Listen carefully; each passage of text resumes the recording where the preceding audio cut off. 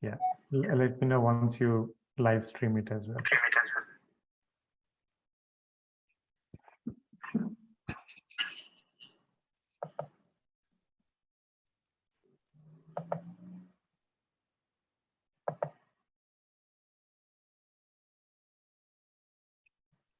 Yeah. Yes, sir. All right.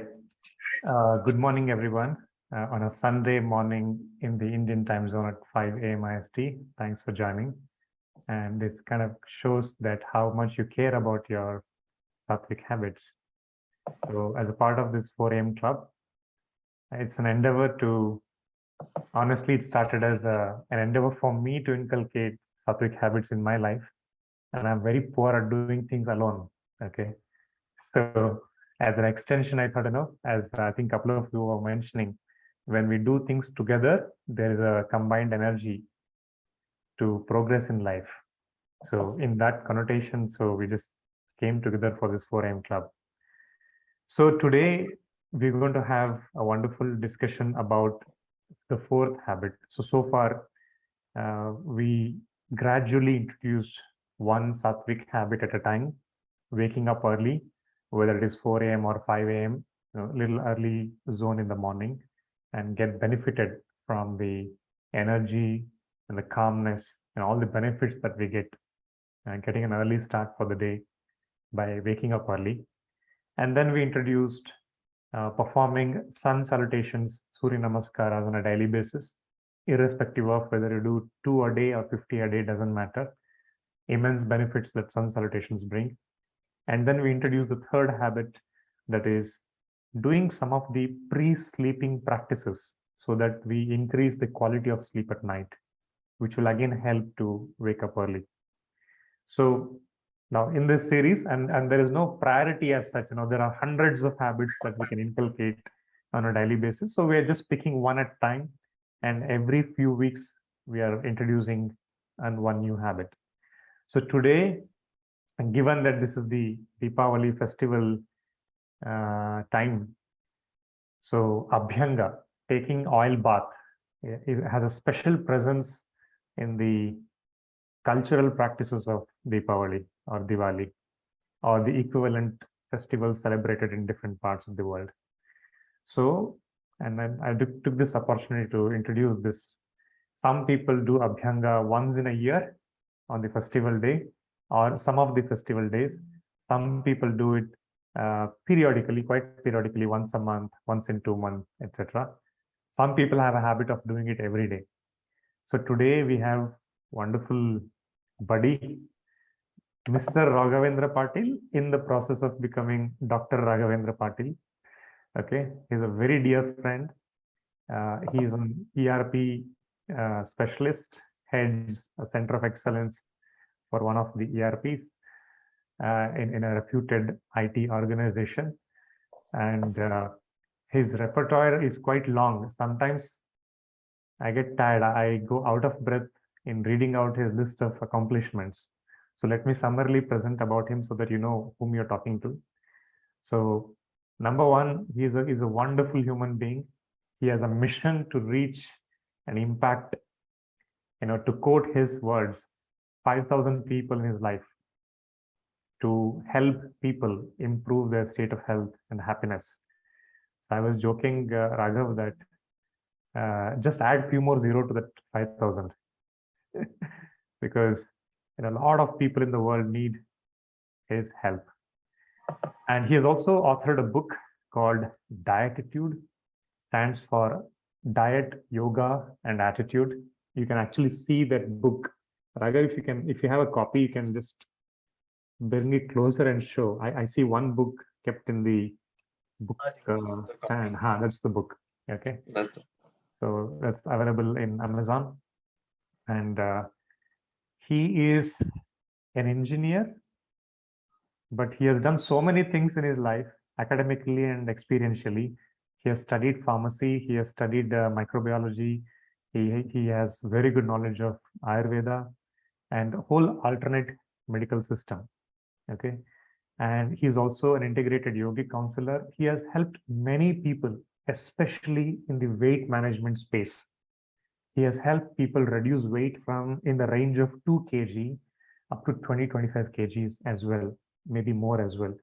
So I was amazed by looking at the kind of transformation he has brought in the lives of people.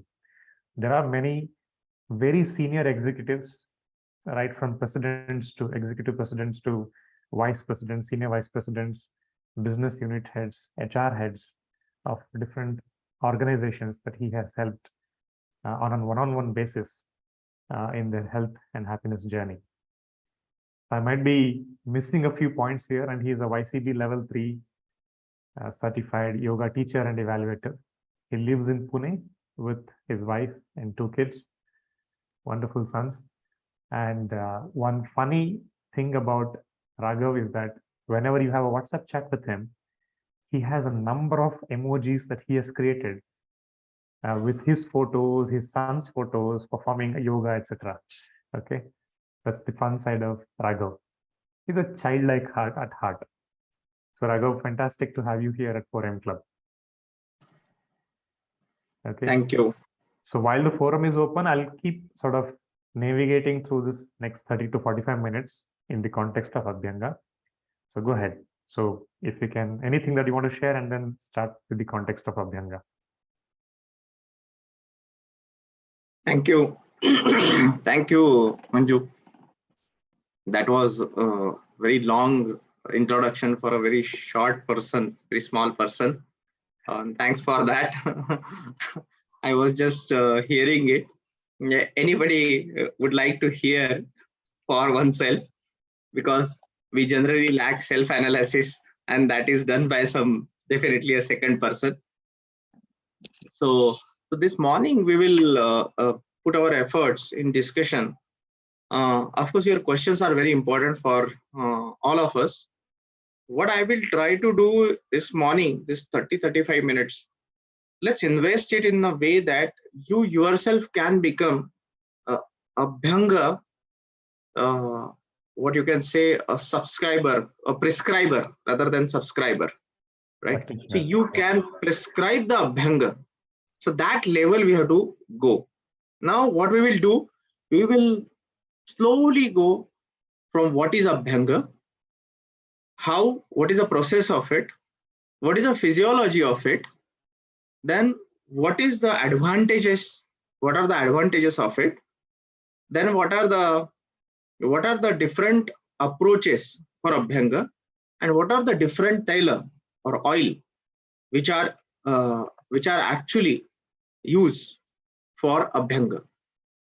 So this is the what we can go for, and I would like that you put your questions so that we can actually think of different directions in Abhyanga. So very importantly, Abhyanga is actually special Ayurvedic warm oil massage. This is what is a definition which is given, but it has derived from a Sanskrit word that is actually abhi and anga. So abhi meaning into or to glow, or anga, and anga meaning limb, means appendages. So it is abhi anga. So basically it is into. Why this is so?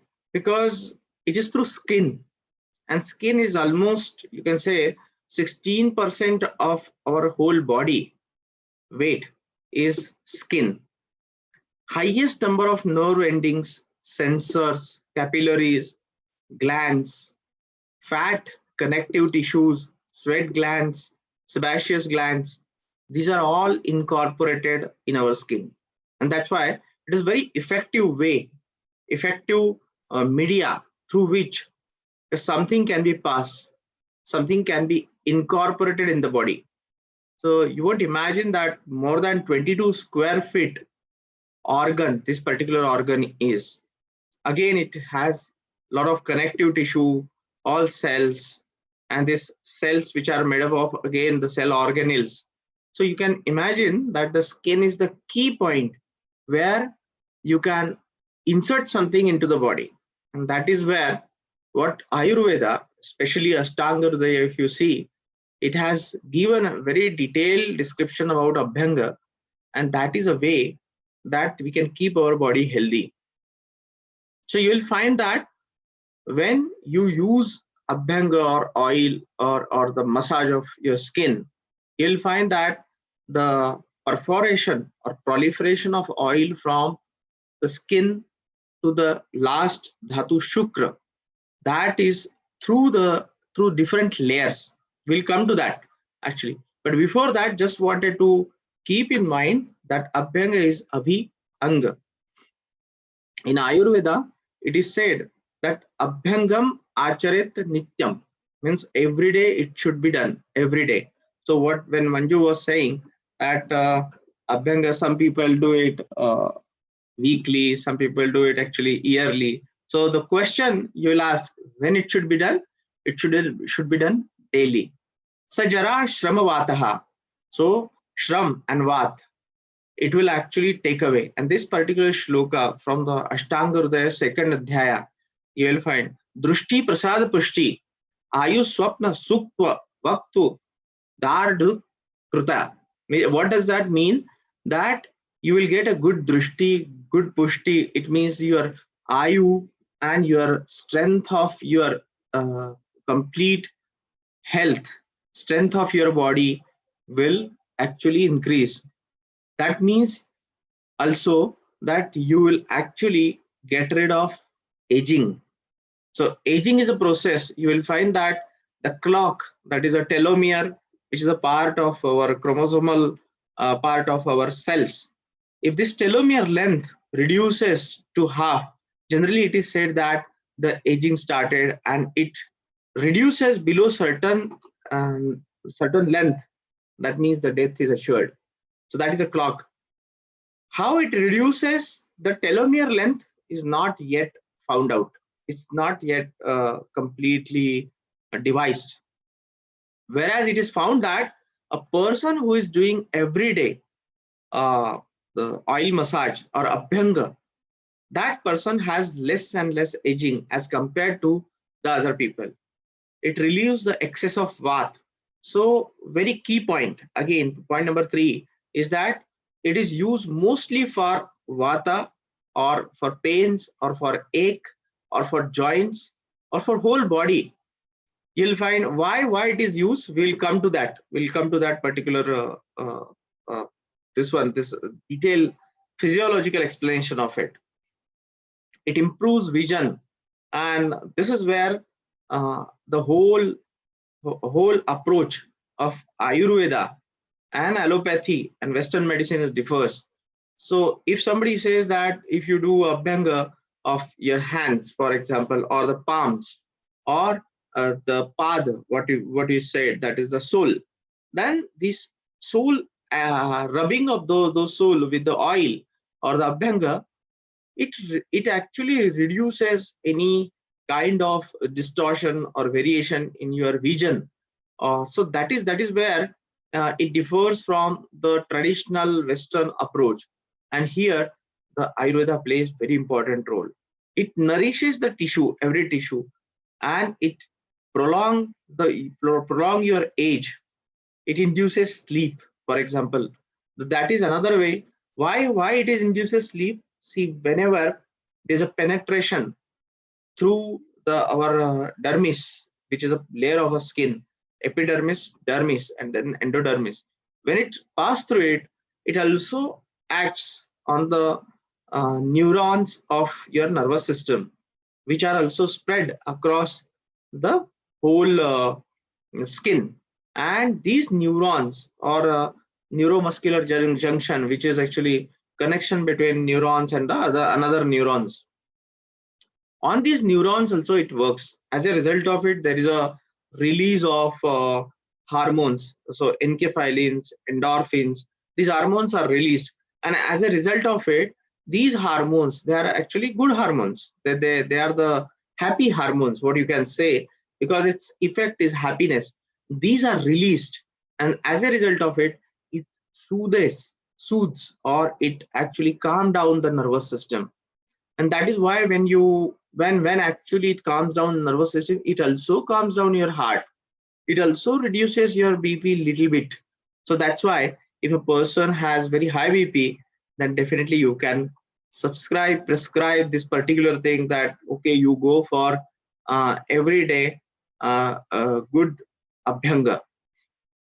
So that's why if the person is suffering from stress, because stress is a result of actually very heavy your adrenal pituitary adrenal axis stimulation, and then the stimulation of adrenaline, and that stress actually induced by this adrenaline is reduced by Abhyanga. So person who is suffering from stress, never forget to prescribe this person that you do at least one day, one time, at least twice a week massage, and this will reduce the stress. Shram also it reduces. Shram means if you are tired, if you are exhausted, then definitely what you can do, you can do the massage of all those organs of body or all those skin part of the body where you find that you are having a little bit of ache because of lot of shram. And finally it also improves the skin tone, its complexion, and the structure of the skin, so you will get a glow on the skin. So it is said that a person who is doing massage every day, okay, the person will have a very good glow on the skin. Let's come to the very small point of how the direction should be of massage, whether it should be left to right, right to left, up to down, down to up. There are two concepts which are there in this direction. So first, number one is that they say that it should be done according to the blood flow. So if the specifically the venous blood flow, because arteries, they are with pressure, so they have a blood flow structure, but veins, they have a little bit of passive blood flow because the blood pressure is not that much to flush them from there to heart. But of course circulatory system works, it pushes the blood to the heart from the venous system. So it is said that the for the veins it should be from away from heart towards the heart. For arteries it should be from the heart towards outside. This is the one concept. Second concept is that you can also have a circular massage, specifically on joints. So if joints are there, should have a circular massage. Any joints should have a circular direction of massage. That is another thing. Very importantly, the the lymphatic system of your body. Lymphatic system, like our blood system or circulatory system of blood, it doesn't have any pump in the body. It has just a system, just the vessels and lymph nodes. Now as there is no pump, it carries the lymph throughout the body just by moment of your body. And that's why those people who are not moving their immunity, because lymphatic system is connected to immunity, so those people who are not moving their actual movement are less, these people, they have very less immunity because their lymph is not circulating in the body properly. So you can connect that lymph is not circulating, and hence less, because of less movement, and hence low immunity.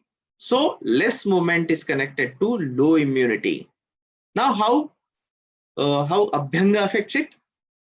If there is less movement, the person should go for massage. If the person is bedridden, okay, we should give that person massage. As a result of it, lymph will flow better and better. So what is said as a tel malish or shirodhara, or it is said as a even the oil massage, but it should be given to the body so that the lymph should circulate in the body. And there is another very much big usage of massage, that lymph should circulate in the body, which imparts the higher immunity. Actually we should do yoga, definitely we should perform observe yoga every day, but again applying massage, applying Abhyanga, it is very important that you should have 5 to 15 minutes of massage to circulate your lymph. Okay, where everyday massage should be done, at least 3 organs. It is said Shira, Shravana, and Padeshu. This is what said. Where it should be Shira means head, Shravana means ear, and Padeshu means the palm and soles. These are the 3 main organs where the massage should be done. Otherwise, it should be done for the whole body. That is true, but it should be done. These are the 3 important organs where Ayurveda said that this particular massage should be done. It also enhances the elasticity of our skin. Skin elasticity is increased by massage. Nourishment, because many times the capillaries which are there in our skin, they are not under that so much of pressure that they can carry the nutrient of our blood in our blood to every cell, and massage will actually do it.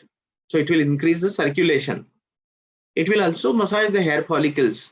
It will also massage the dry calf. So calf massage is very important, right? So you will have healthier calf, scalp, sorry, not calf, the scalp. Okay, calf is actually the lower portion below the knee, so where our tibia, fibula, this skeleton is there. If you do calf massage, it is like that you are circulating the blood throughout your legs, because there is a highest amount of blood supply to the calf is there. So calf and scalp both are very important to massage, right? If you want a glow or relaxation on your face, then massage is the answer for this. If you want that, you want to cherish your mood, then definitely massage is the key approach for that. Consider the structure of the skin. You'll find that in our skin structure, you'll find there is a epidermis. Okay, that is a kind of protective layer, which is kind of a you can say that is a somewhat little bit of transparent layer having a dead cells.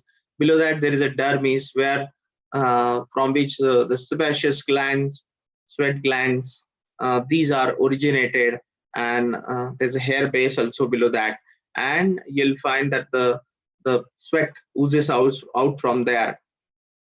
By Abhyanga, all these layers are also penetrated, and whenever you actually do this particular Abhyanga, at that point of time the dead cells are removed. Almost you can say that more than 1 trillion dead cells, they are removed in almost a week. So you can see that any room in your home has a dust which contains 70% of your own skin cells. So Abhyanga will actually, these skin cells, instead of going into the air, they'll be removed during after Abhyanga. When you take bath, they'll be removed from your skin, which gives you a fresh feeling. Now these cells, see the physiology of it, the specifically the biochemical approach of it. The cells are very small structure, unit structure of our body, and these cells have the cell wall which is actually lipoprotein, lipid protein. This is known as lipoprotein. So lipid part is what?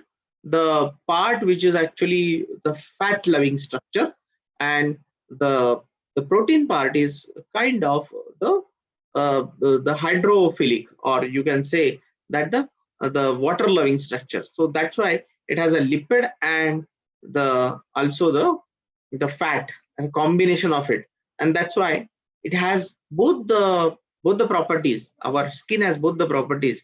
It may not get wet so easily, it may not get oil also get penetrated so easily. So lipid protein, but as it has a lipid structure, the oil penetrates through it very fast, and that is where the Abhyanga works, the physiology of the Abhyanga, that to reach to the each nerve below the skin, it actually has to go through the lipoprotein structure, and also it enhances the exchange of the nutrients in the cell, because you are churning out it, you're giving a small mechanical jerk to your skin, and that's why the exchange of nutrient in your skin, it is enhanced. And that is why it is said that Abhyanga nourishes your body. You will find your breathing will actually slow down during Abhyanga. If it is not slowing down, it is getting quicker. It means that there is some problem either in the frequency of your massage or massaging moments, or it is that you are under stress. You have to have the proper strokes of your massage or of your rubbing the skin, right? So our skin has definitely a sensory receptors. These receptors get freshened and stimulated, and when these happy hormones they are released, they work literally like anti-stress or anti-adrenergic effect. You'll find that uh, right from the skin to the bone marrow, this particular travel of oil is from 5 minutes to 35 minutes. It is said that like rasa, rakta, mansa, meda, asti, majja, shukra, these these particular dhatu to travel in Ayurveda, this particular travel takes almost 35 minutes, literally. And it is said that rasa within 5 minutes, or within some even 65 seconds, it can reach to rasa in the skin. And then you will find that up to majja, or what you can say is up to the muscles, it reaches Bone to marrow. almost 35 minutes, you can say. But it is rarely given any evidence in Ayurveda or any statement that it can reach out to Shukra, which is a most or deepest dhatu in our body. So from Ayurvedic point of view, from Rasa to Shukra, this travel is up to Majja only, right? So this particularly shallow to deep travel occur during Abhyanga. Very very important thing where we should give our attention, where to avoid massage. Okay, first of all, if some part is injured, okay, this particular part which is injured, or there is a cut, it should be avoided, because there are bacteria which grow in sugar, which grow in definitely in some proteins, but there are bacteria, there are viruses which grow even in fat, right? So if there is a cut, it should be avoided.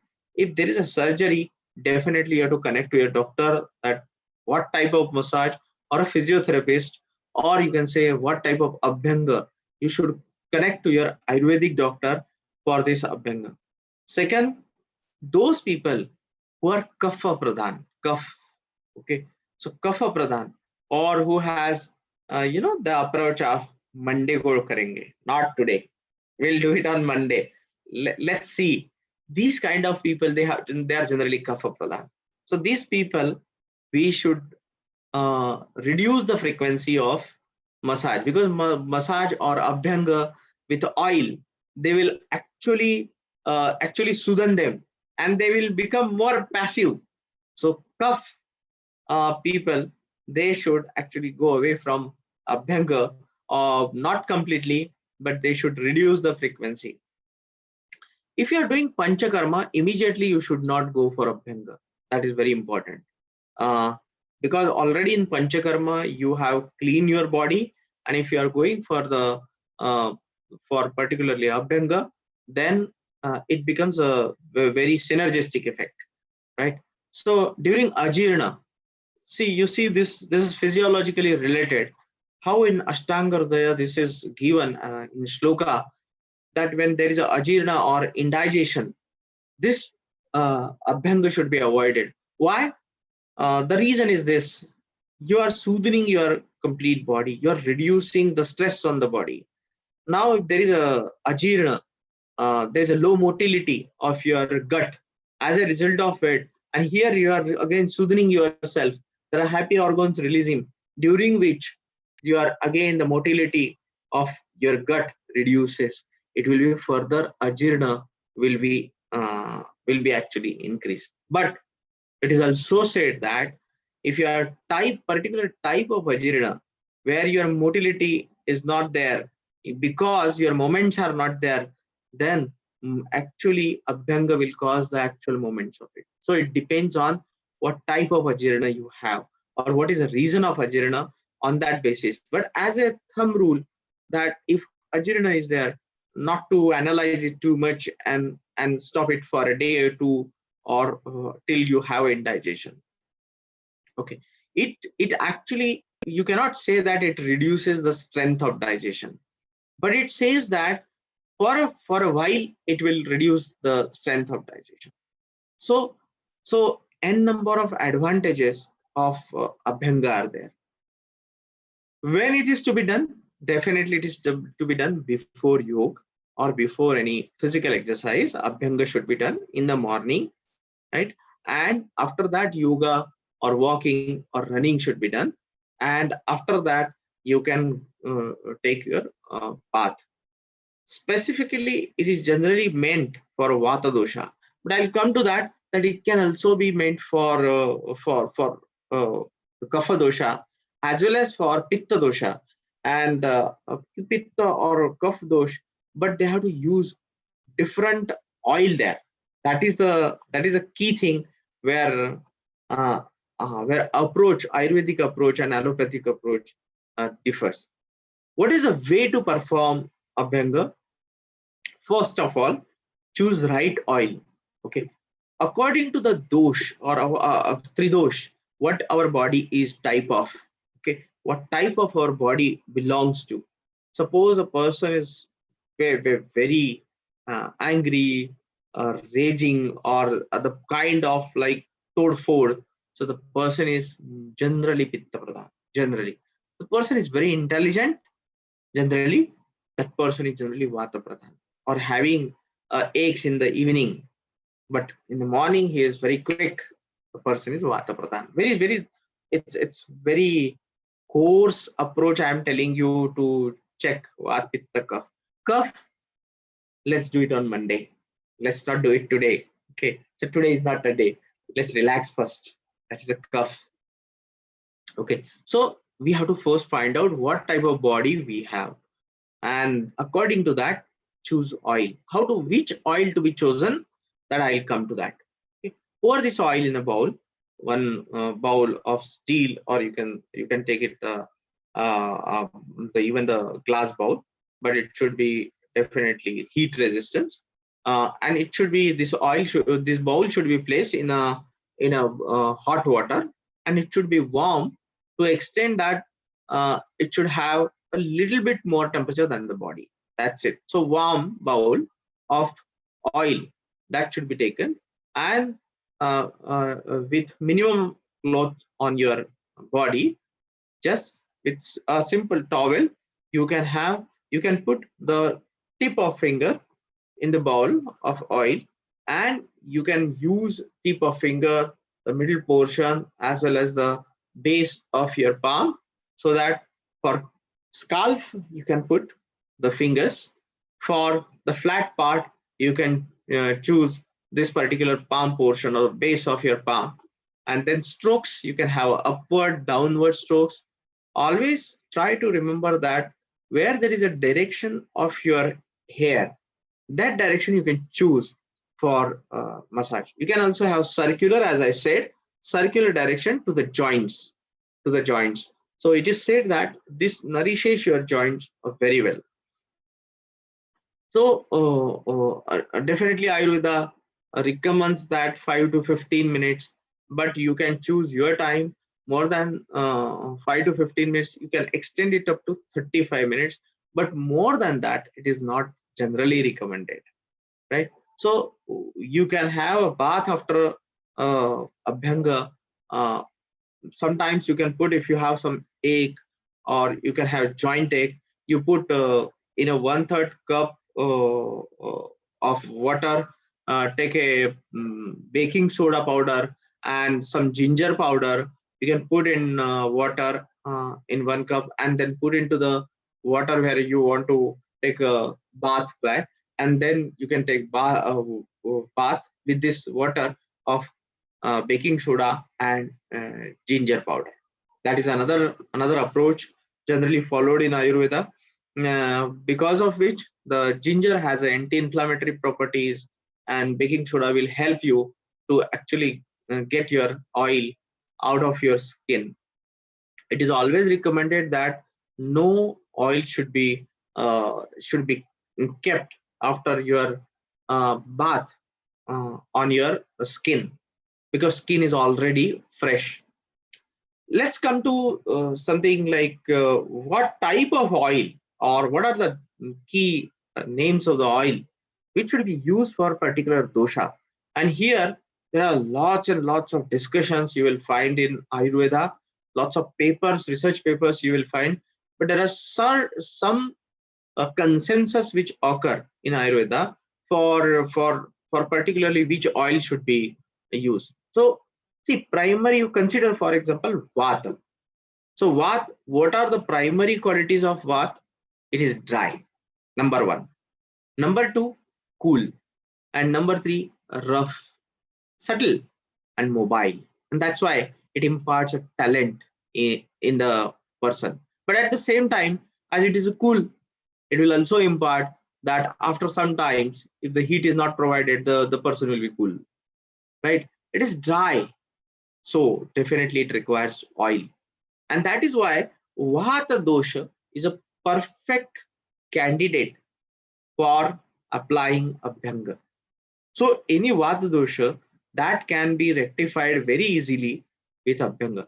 So you'll find that if the person is Vata, so definitely all people are intelligent, okay, in this forum, definitely they should all use the Abhyanga for their removing their Vata dosha.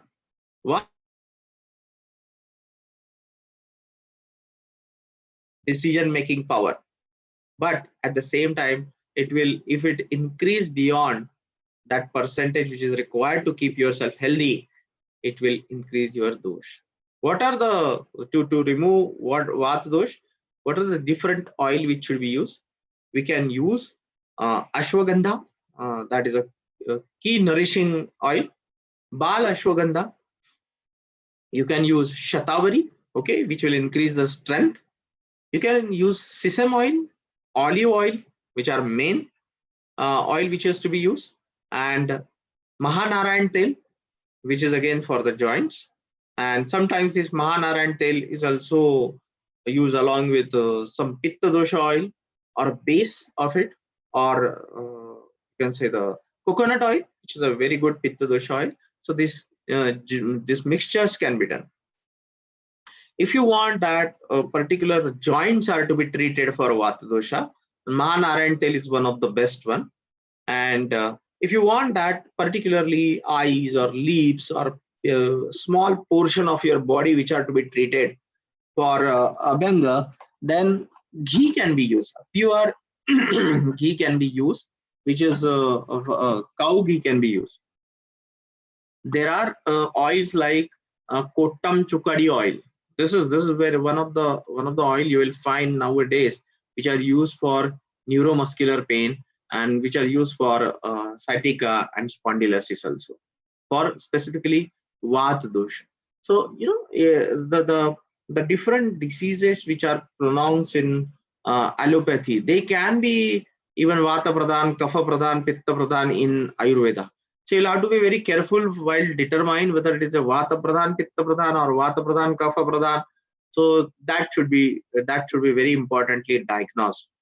Okay, there is a Mahamasha oil which is used generally for the revival after the paralysis. That tail can be used. Even Masha tail can be used, or Mahamasha tail can be used. This is about Vata dosh, and key treatment of Vata dosh is Abhyanga.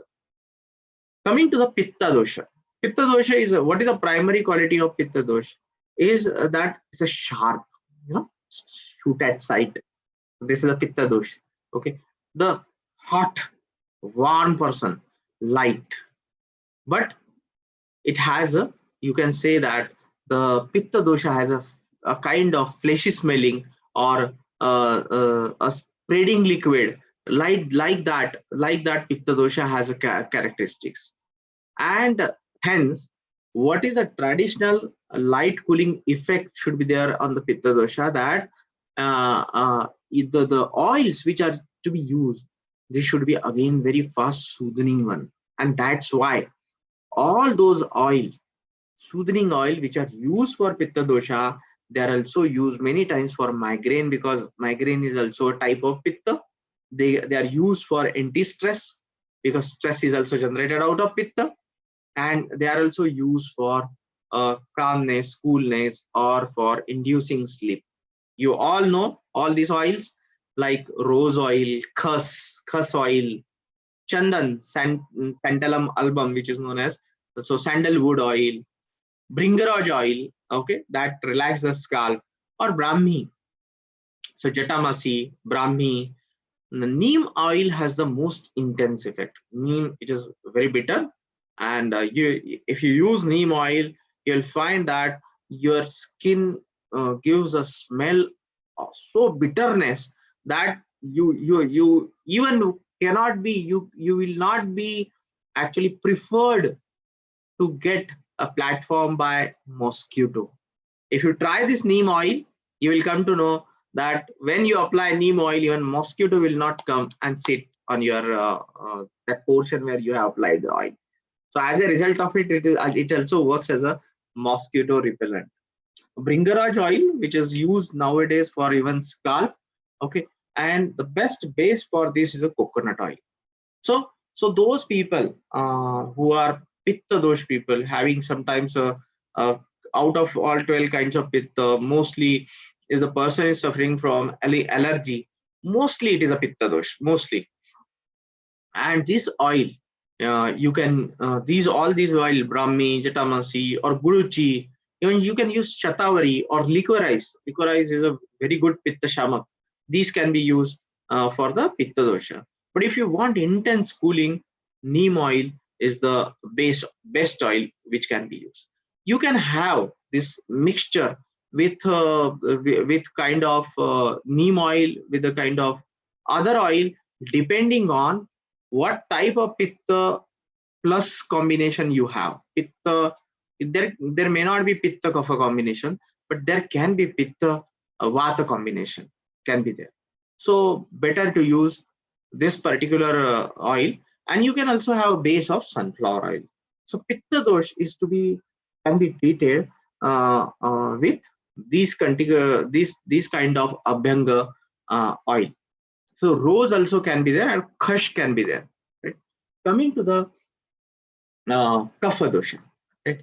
Kapha dosha, see, actually kapha dosha people should not be taken frequent abhyanga, that we have already discussed. Because what is the main quality of kapha? Oil itself is the main quality of kapha. So you are applying oil on the kapha dosha, you are increasing the kapha dosha. If the person is saying Monday karenge, Monday, not today, then you immediately say, boss, this is a kapha dosha. But this kapha dosha people have a fun. I'll tell you how. When they start, this engine is like a dinosaur. Kapha dosha is like a dinosaur. When this engine start, actually it takes time to start this engine. Generally, managers are to be of kapha dosha, or they should be induced with kapha dosha, so that they can keep their cool. But these people are very cool. They have good decision making power, because there is somewhere, there is a vata which is playing inside role, and that's why they can become a very good manager. But if you apply them oil, then they will sleep. Okay, they'll sleep. They already will be sleeping at least for 8 hours, 9 hours. They'll be sleeping for 10 hours. So do not try on kapha dosha this particularly abhyanga, because oil is cool, oil is heavy, oil is slow, oil is smooth. oil is soft, oil is static, and that's why kapha dosha also has the same qualities, and that's why it increase the kapha dosha. But still there are oils which are said in Ayurveda, like calamus or vacha oil, or sometimes rosemary oil, or chitrak, or punarnava oil. These are the oils which are used for the kapha dosha. And you can use the base of corn oil or almond oil or sesame oil sometimes for kapha dosha. But generally, you should stay away from Abhyanga, or you can do it once in a week, once in a month kind of thing. Sometimes now Ayurveda has gone to that extent that they use the combinations of oil. So for example, you can have a combination of guduchi or tulsi or brahmi or bringaraj or arjuna, right? Depending on what type of effect you want. So you'll find that in market you will get uh, uh, some pain relief oil, but this pain relief oil will have both the components of vat as well as pitta, shamak. So those kind of things are there in pain relief oil. Only thing is, this if has an effect through Abhyanga, but if it has a counter irritant effect, then that will have a different components. For example, counter irritant is chili is a counter irritant. So chili will have a different effect. It won't have a Abhyanga effect. Abhyanga effect will be by if that particular oil has a against that particular doshas, right? Those are the Abhyanga effect. If you want to use very natural natural treatment of your skin after the Abhyanga, the many Ayurvedic papers, they have given that the chickpea flour that can be used. Chickpea flour, and that can be the paste of that can be applied to your skin, and then you will find a very good effect. Okay, and this I found that in many cases, what we recommend sometimes to apply, for example, a person who is a pitta pradhan, apply coconut oil, okay, on the body, and do the abhyanga, and after that the mixture of chickpeas and the milk or curd, that can be rubbed over it, and as a result of it, or a basin even can be used for it, and this particular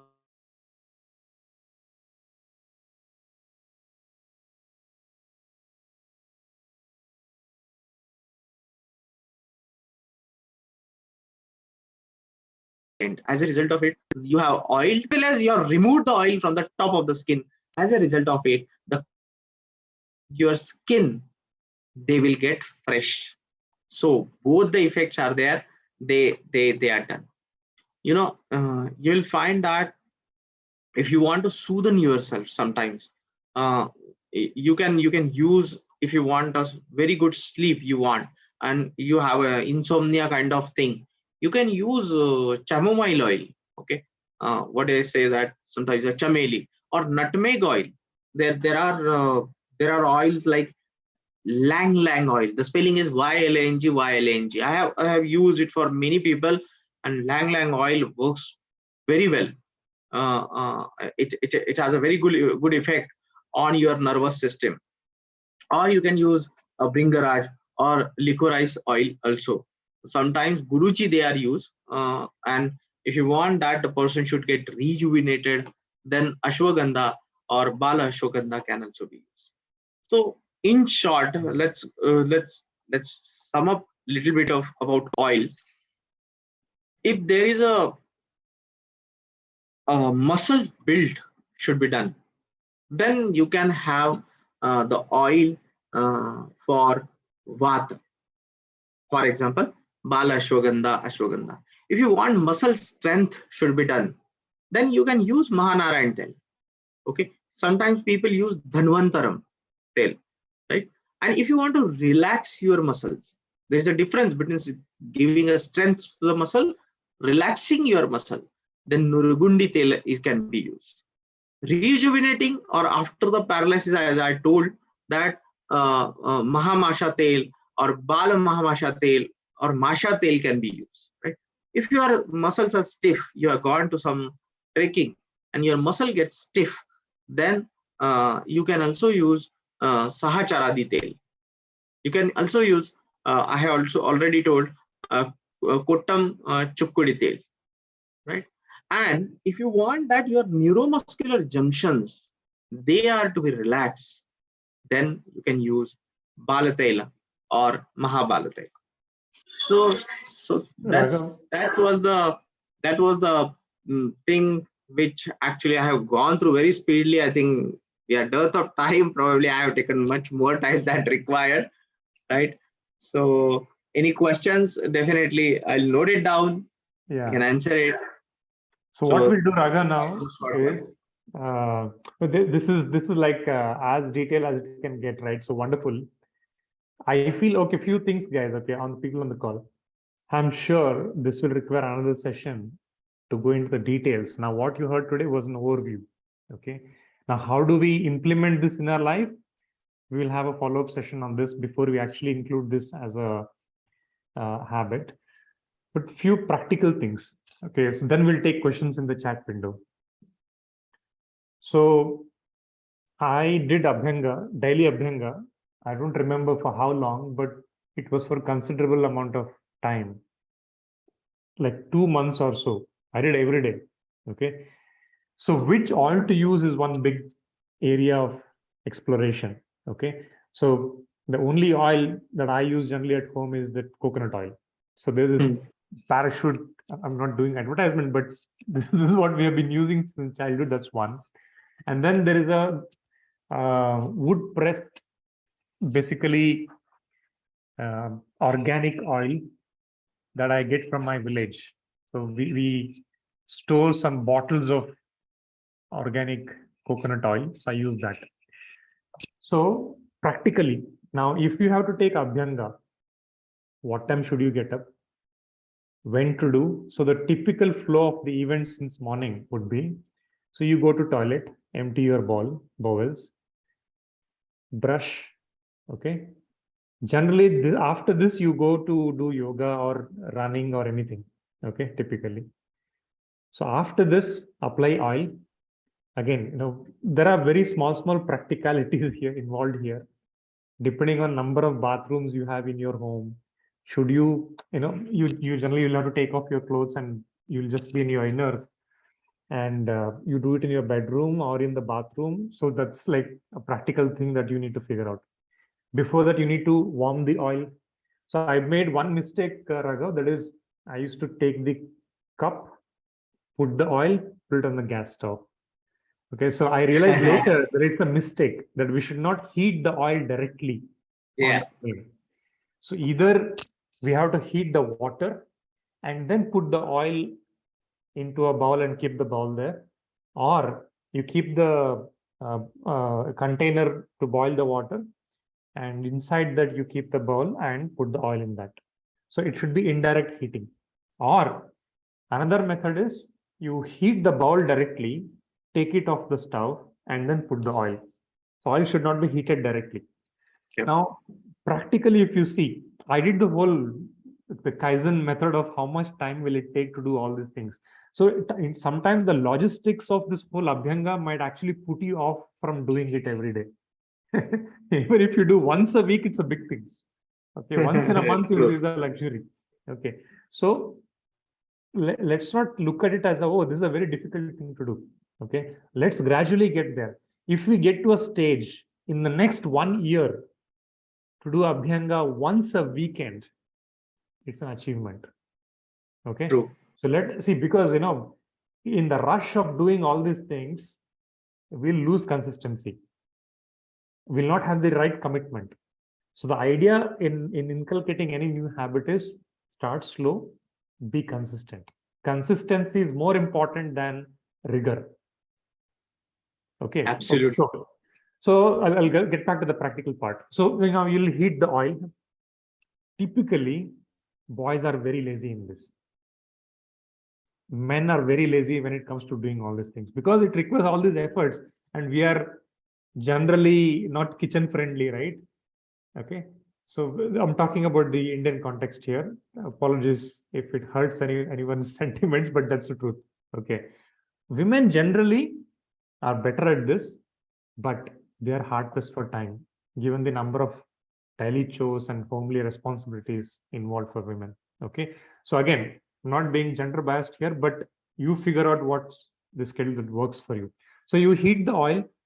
I generally like take the oil inside the bathroom, you know, get down to my inners, apply the oil right from head to toe, and you have to leave at least half an hour gap, as Raghav said, so that all the 7 tissues, saptadhatus, can absorb this oil. Okay. Now, when you apply the oil and you're in your inners, now where will you spend the next 30 minutes? Okay. It's a very practical question. So will you Practical sit in the question. bathroom for 30 minutes? Now you might be having your parents and in-laws in your home, kids in your home of different age groups. So you can't be walking around in your inners applying oil in your home for 30 minutes. So you decide, then if you want to put on your clothes, then it means your clothes will sort of become a little oily.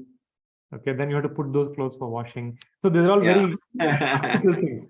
So what I generally do, I apply oil. So it's just me, my wife and son at home. I just go and sit in some place. I apply soap to my hand and wash and use the next 30 minutes to read something, either on mobile or on laptop or on a book. Okay. So that's the time. Or if you have a habit of cleaning your house, you can do the jhadu pocha, etc. in that time. Okay. And if you want to do stand and do some sukshma vyayam in the next 30 minutes, I don't know whether it is suggested or not, but that's how you can spend the next 30 It 35 is. It minutes. is. It is suggested. Okay, so And you can do your according to sukshma I have. vyayam while Yeah. you're on oil. Okay. Yeah. So next thing is now when to take bath. So some of you asked the question, can you do yoga right after applying oil and then take bath? I think that's not a practical thing, because if you apply oil and start doing asanas, you'll slip and injure yourself. Yeah. Okay. And your mat will become very oily. Okay. So that's not a good thing. So after 35 minutes, Ayurveda says 40 minutes, but about 30 to 40 minutes is good. Then you take bath. Now, some people have a habit of taking cold water bath.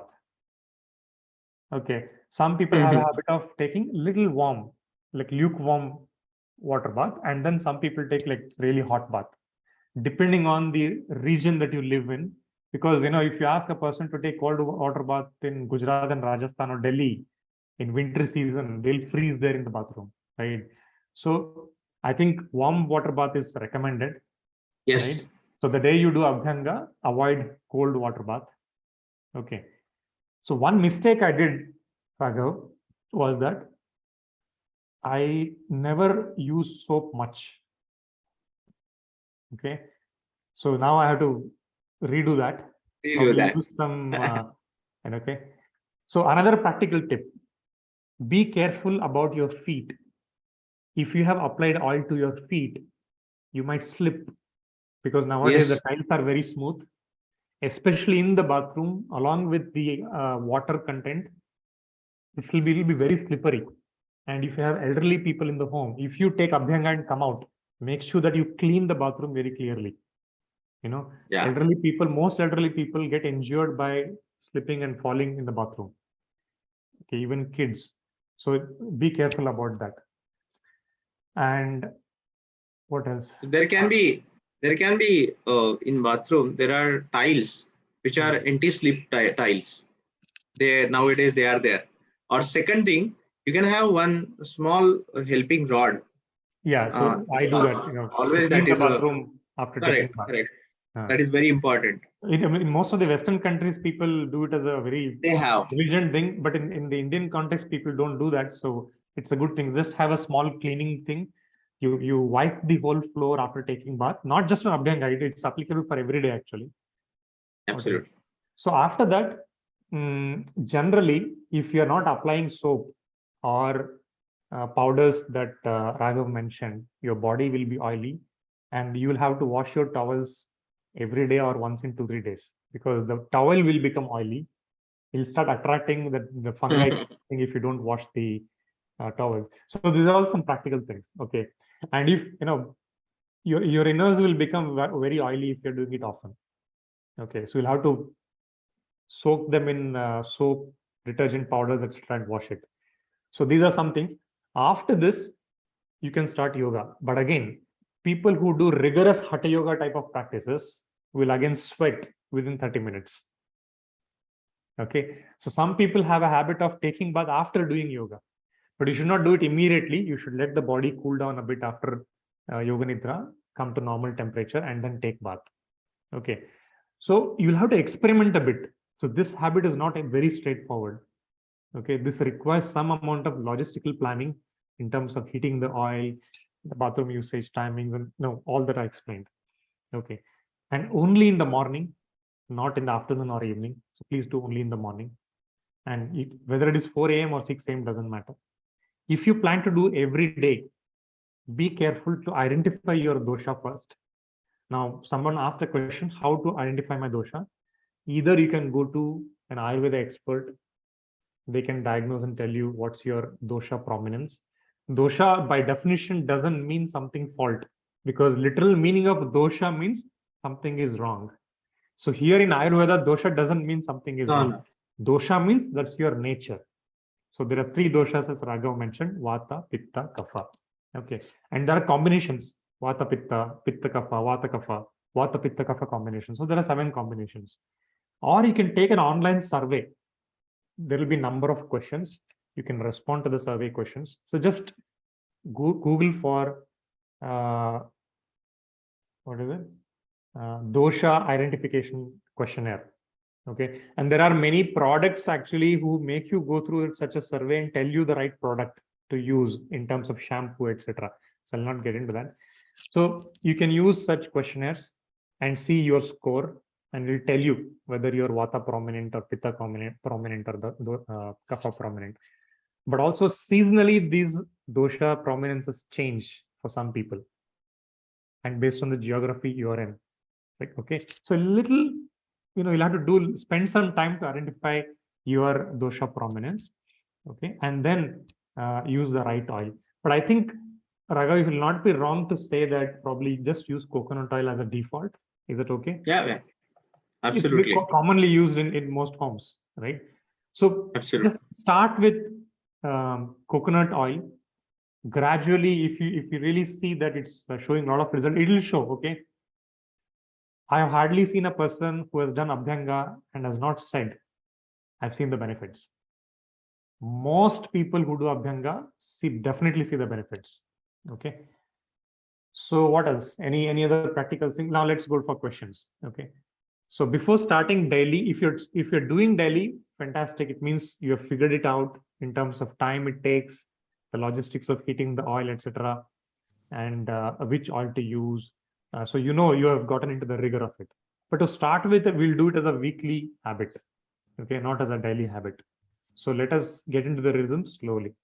So, okay, so I'll take the questions now. So Rajiv, your question on the oil has been answered. I know it might be a bit confusing as well, Rajiv, to see based on the number of oil options available out there. But let us start with the common coconut oil.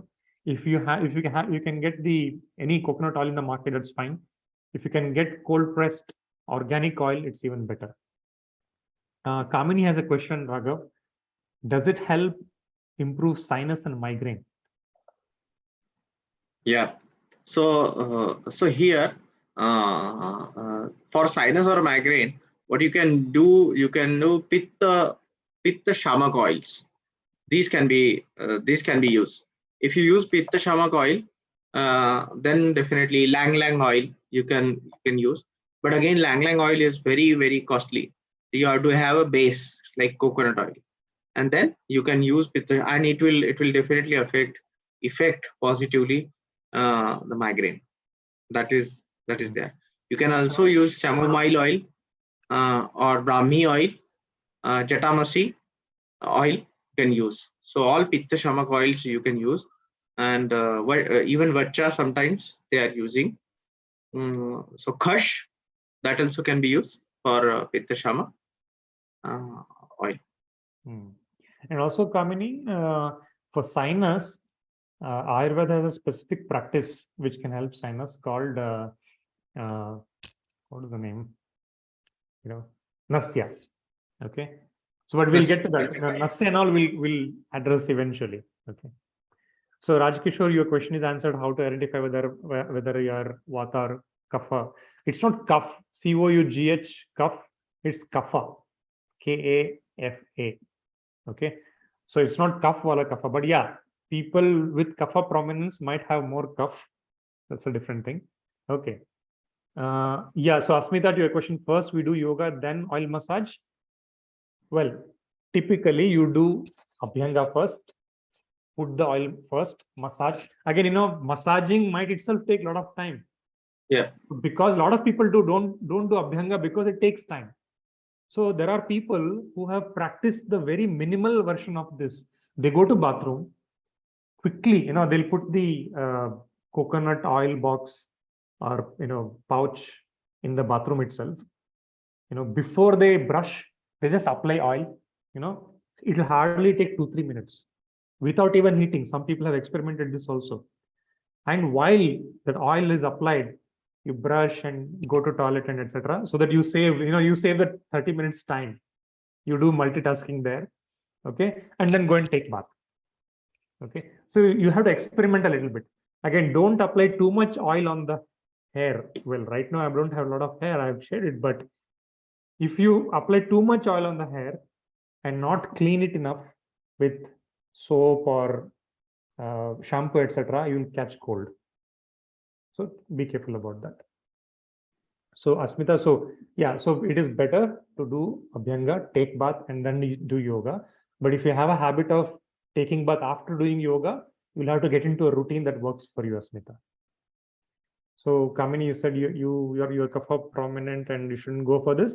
Figure out, once in a month, apply oil and take hot water bath and see what impact it has on you, and go for the oils which are recommended for Kapha.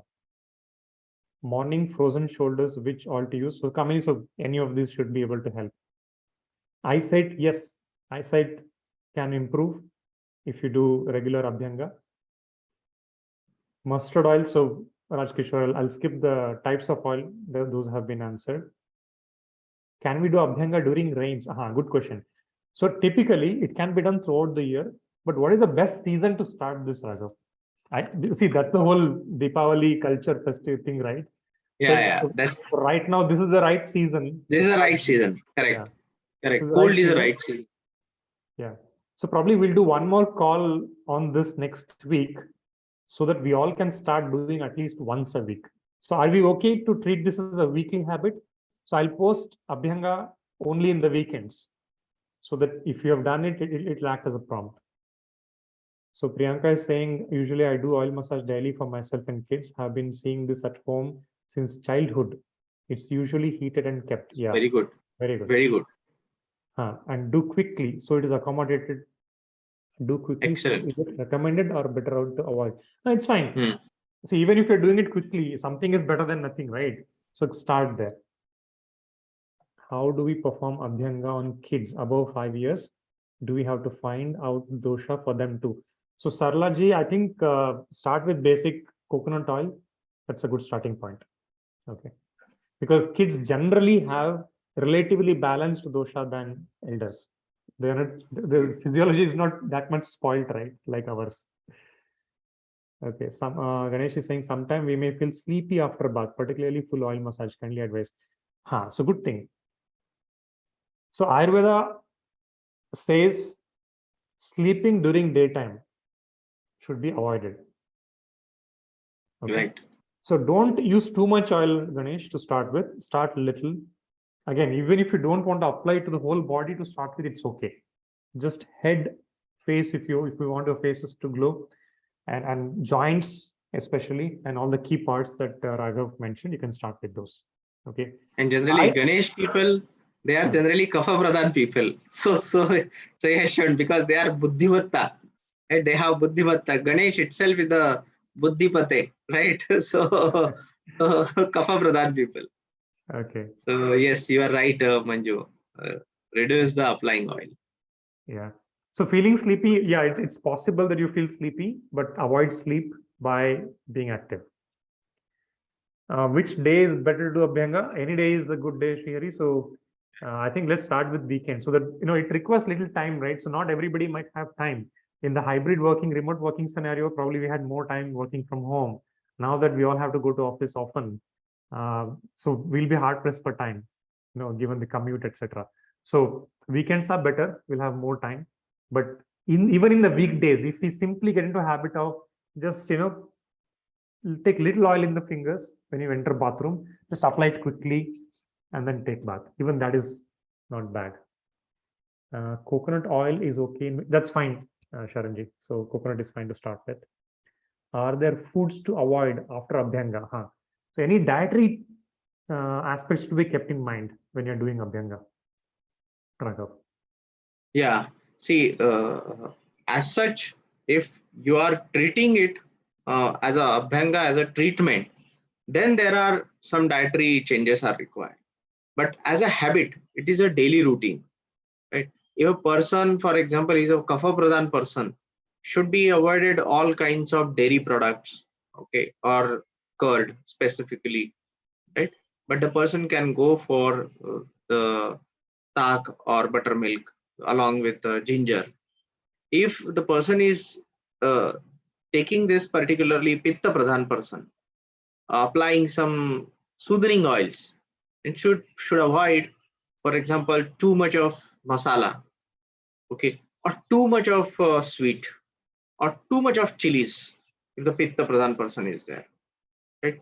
For vata pradhan person, all those things which cause vat, for example brinjal, or there are sabzis like which cause vat, they should be avoided. Otherwise, as per Ayurveda, every component should be consumed in a proper limit. You should not exaggerate eating of any component beyond certain limit. Okay. That's the way. So Vijay, yes, yeah, if you eat grains in the lunch, definitely you'll feel sleepy in the afternoon. So sleeping is not recommended as per Ayurvedic lifestyle. However, you can take yoga nidra, but make sure that yoga nidra does not become nidra. So you should be aware. There should be conscious awareness when you're taking yoga nidra. I love taking afternoon yoga nidra. Okay, a 10 to 15, even 10 minutes will make a lot of difference to your rest of the day. Your energies will be quite balanced and high, very high in the afternoon. Because if you've woken up it doesn't matter whether you wake up at 4 a.m., 5 a.m., 6 a.m., 7 a.m., doesn't matter. Generally, this post-lunch session is little sleepy zone, right? So if you do take a power nap, again, definition of power nap is open, but if you do yoga nidra, where you are consciously aware and complete rest with awareness has a better relaxation effect than sleep without awareness. So hence yoga nidra will be a good practice for 10-15 minutes in the afternoon if you feel sleepy. But yeah, initially we will doze off a little bit after 5 minutes, all that will happen, but gradually let's make sure that it stays yoga nidra and not just nidra. Okay, so we are like 25 minutes over time. So any last questions? I know this is a slightly detailed topic and a habit that we can only master over a period of time. And Miss Asha, I appreciate that you are listening as you walk. So make sure that your attention is on the road as well. Okay, take care of your safety. Okay, guys. So shall we conclude here for today? And then probably we'll do one more follow-up on this gradually. Okay. So those people who are aware of these and who want to give it a shot, go ahead and do it today. Okay. And if you want to give it a shot in the next 1 week, please do. And if Raghav, if you have time the next weekend, probably we'll do one more follow-up or the week after. We'll see. Okay.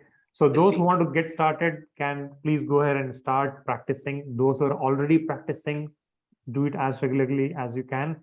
And I'm going to start posting Abhyanga as a weekend habit, not on the weekdays, so that it just a conscious prompt once in the weekend should be able to get us started. slowly. I think Rajakishore has some question. You have a Rajakishore question? sir Yeah, has. please go ahead. Unmute and ask, please. Thank you. Sorry to ask again about oil. Actually, since childhood, I am using mustard oil, and I have not heard from Mr. Raghav this name of mustard oil in any of the kind of oil. So is it okay? Yeah, mustard oil or sesame oil.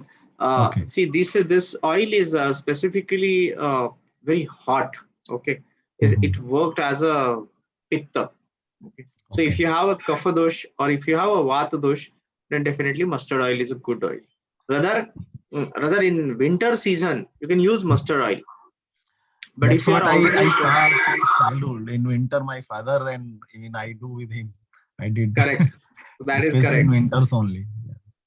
But again, in all these things, I forgot to tell you that any oil, if you have an allergy of it, because sometimes oil contains different components from that plant from which it is extracted, and if there is allergy, always you can test first this oil at the opposite side of the elbow, this side, okay, or you can check it on particularly, if possible, on the neck or just opposite side of your knee, right? So some people have challenges of allergy in case of this oil. But of course, mustard oil is very very key oil. Rather, it is very that way easily available. But mustard oil in summer for a pitta pradhan person is very challenging. Okay, so be careful about it. Yeah. For Just this. another one, quick one. You said we should massage in the direction of blood flow, and other statement was in the direction of hair, but both are opposite to each other. Absolutely. Very good question. This is a very good question and very good observation also. So there is always there is a bargain in this. See, if you do a opposite direction of hair, the hair will actually get uprooted sometimes. The Abhyanga is also used to uproot this hair nowadays. Okay, for kid or child, if this is done, then probably the hair growth over the period of 20 years will be very less. That is also done, but that I have not covered because that raises lots of questions, right? And then that is not a part of Ayurveda, so I kept myself away from that. Secondly, if there's a vein, for example, if you see the vein and this particularly vein is not getting enough blood flow, that portion is not being used. For example, on pat, hardly people have hair on pat, right? So as a result of it, pat, you can have the strokes away from your vertebral column. Okay, strokes which are parallel to the nerves, which are going parallel side of the vertebral column, right? If the person has some the kind of neuronal problems, you can also have the circular one. So, but at the same time, if you are doing same massage on your hand where you have maximum people have hair, at that point of time you have to take care. Otherwise, what will happen? A portion which you have done against the hair direction, that portion may have less hair as compared to the portion on the other hand.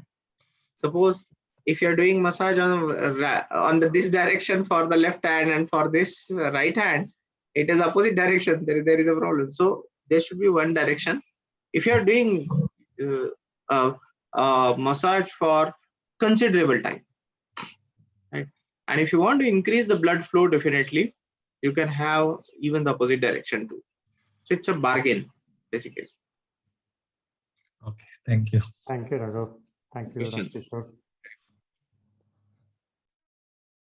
All right. Yeah. So yeah, this is an interesting observation. This is very interesting Some question. people apply oil, very lightly. They just apply oil after taking bath as well. And I do this in winters. Okay, I just apply it on the face and hands as well. Yeah, but so, that's light, not in a massage quantity, but very light. Yeah, so the reason is very different. See, Abhyanga is a daily habit, Ayurvedic habit, and applying oil after the bath is for the sake of saving our skin. We are using it as a lotion, As a moisturizer. as a moisturizer lotion, not as a Abhyanga, right? Suppose if you, that is what I covered. If you have a particular small part, suppose there is a part, say lips, and lips they are getting cracked in this winter season, you have to apply oil. That is not Abhyanga. Abhyanga for lips is that you are actually rubbing it for almost 2 to 3 minutes with the oil, with the warm oil. Right? So difference between Abhyanga and applying oil or moisturizer after bath, that those two are different totally. Wonderful. It's a good question. Raghavendra, thank you so much for being Thank here. you, sir. We'll trouble you Thank once you, again. everybody. Okay. Thank you, everybody. Wonderful. Have a Thanks, very nice everyone. day. Take care, and let's inculcate Abhyanga as regular a practice as we can. Okay. Signing off from 4 AM Club. Thank you so much. See you again. Thank you so much. Have a good day.